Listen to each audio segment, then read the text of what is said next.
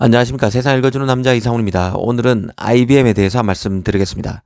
이 라피두스라는 이름을 아시는지 모르겠습니다. 바로 최근 만들어진 일본 반도체 기업입니다. 사실상 파운드리를 지향하고 있습니다.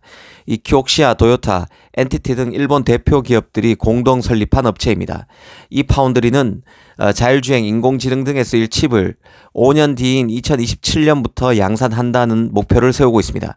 대만과 한국에 밀려서 이 반도체 제조에서 완전히 소외된 일본이 그 야심을 갖고 만든 업체라고 볼 수 있습니다. 이 뜬금없이 라피두스를 언급한 이유는 그 IBM 때문인데요. 이 라피두스의 기술적 야망을 현실화할 도우미가 바로 IBM입니다. 일본에선 그 IBM과의 협업으로 이 나노 칩을 일본이 직접 개발해 양산하는 게 가능해질 것이란 기대감을 표시하고 있습니다.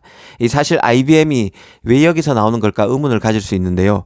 이 IBM에 대해서 알면 이 반도체 산업에 대한 이해도가 높아질 수 있다는 생각입니다.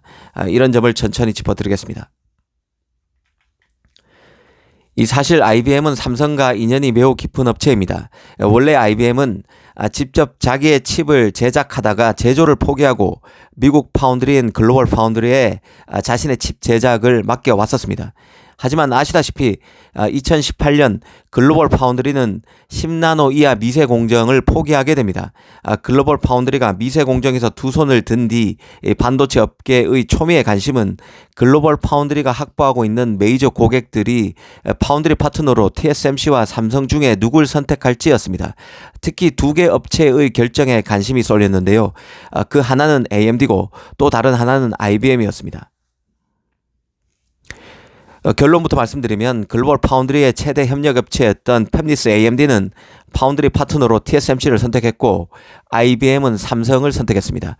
그래서 2018년 당시 IBM은 삼성의 첨단 메인프레임 프로세서를 맡긴다고 밝혔고 지난 2020년 공식적으로 삼성이 그 IBM의 7나노 서버 CPU를 만든다고 확인했고 이듬해인 2021년에는 5나노 서버 CPU도 만들었습니다. 이런 스토리에서 보듯 그 IBM은 서버 자체를 만드는 기업입니다. 그리고 서밋이라고 불리는 슈퍼컴퓨터도 만들고 있습니다. 이런 그 IBM 서버에 CPU를 만드는 업체가 바로 삼성입니다. 이 고성능 특수 목적용 컴퓨터, 서버 사업 등 IBM의 사업 영역을 봤을 때 향후 삼성 파운드리도 IBM과의 협업을 고리로 사업 확장이 더 가능할 것으로 봅니다. 특히 삼성으로서는 IBM과의 협업을 통해서 작업을 통해서 CPU 제조 기술을 확보할 수 있게 됐습니다. 삼성 입장에서는 이 파운드리가 더 성장하려면 앞으로 AMD, 인텔 등의 그 CPU, 그 프로세서를 만들어야 하는데요. 그런 맥락에서 보면 삼성이 IBM CPU를 경험하면서 TSMC와 견줘도 뒤지지 않는 기술력을 쌓을 수 있는 레퍼런스를 확보하게 되는 것입니다. 삼성이 IBM을 통해서 그 양은 많지 않더라도 7나노, 5나노 서버 CPU를 만들고 있다는 점에서 IBM은 삼성 파운드리의 성장에 있어서 알토란 같은 역할을 해줘 왔습니다. 이뿐만이 아닌데요. 사실 IBM은 그간 그 반도체 산업에서 공정 기술 전수자와 같은 역할도 계속 해왔습니다.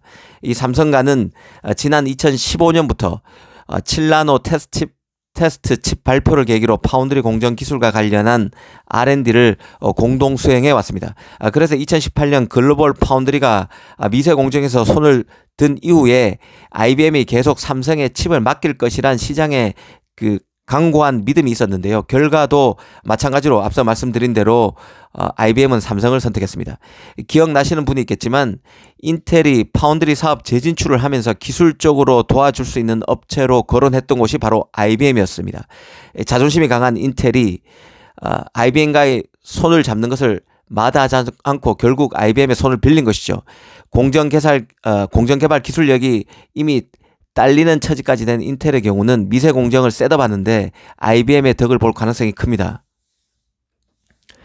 이번에 그 일본의 신생 파운드리 업체 라피두스도 그 IBM으로부터 기술 전수를 받을 수 있다고 소개했는데요. 여기에 바로 IBM의 역할이 있습니다.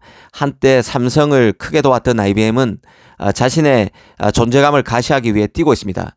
이 삼성, TSMC, 인텔 등 파운드리 기업 간 그 치열한 경쟁 속에서 IBM이 그 자신의 기술력을 가시하고 자신을 활용하도록 세일즈해 나가고 있다는 의미입니다. 그 라피두스의 경우는 그 IBM의 7나노 기술을 언급했는데요. 사실 IBM은 지난 2021년 그러니까 1년 전에는 2나노 칩 개발이 끝났다고 대대적인 홍보를 했었습니다. 게이트 올 어라운드 기술이 자신에게 이미 완성돼 있음을 시장에 어필한 것인데요. 아직 삼성이나 TSMC가 3나노 칩 양산에도 어려움을 겪고 있음을 감안하면 지난해 상반기에 2나노 칩 개발을 완료했다고 홍보한 것은 그만큼 자신의 기술력을 대대적으로 가시한 것으로 볼 수 있습니다. 하지만 그 칩을 설계만 하는 것은 의미가 없습니다.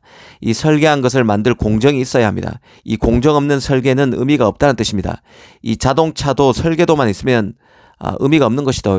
라인에서 만들어야 팔 수 있는 것입니다.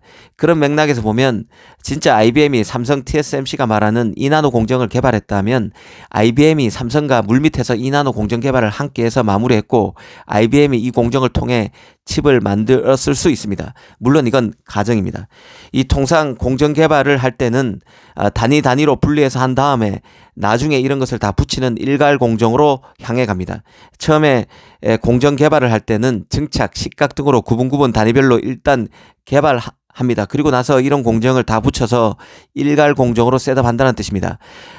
이 이후에는 또 수율을 올려야 하죠. 이런 지난한 과정이 필요합니다. 시간도 상당히 걸릴 수밖에 없습니다. IBM은 공정을 개발하지만 양산은 하지 않는 업체입니다. 달리 말하면 칩을 만들 때 수율과는 관계가 없는 업체라는 뜻입니다. 자신의 기술력을 가시하고 자랑할 수는 있어도 실제 칩을 대량으로 생산하는 것에는 또 다른 노하우와 기술이 있어야 한다는 뜻입니다. 이 IBM은 공정 개발과 관련해 삼성과도 손을 잡았고 인텔과도 손을 잡았고 이번에는 일본과도 손을 잡았습니다. 공정 개발 기술력이 딸리는 인텔의 경우는 7나노 이하 공정을 셋업하는데 IBM의 덕을 크게 보게 될 것입니다. 라피두스의 경우도 일본 IBM 및 IBM 연구원들과 함께 세계에서 가장 앞선 반도체 연구 시설 중 하나인 뉴욕 올버니 나노테크 단지에서 일한다고 합니다. 일본 반도체가 제조해서 얼마만큼 역량을 끌어올릴 수 있을지는 모르겠지만 그게 일정 부분 가능하다면 IBM의 역할이 있을 것입니다. 감사합니다.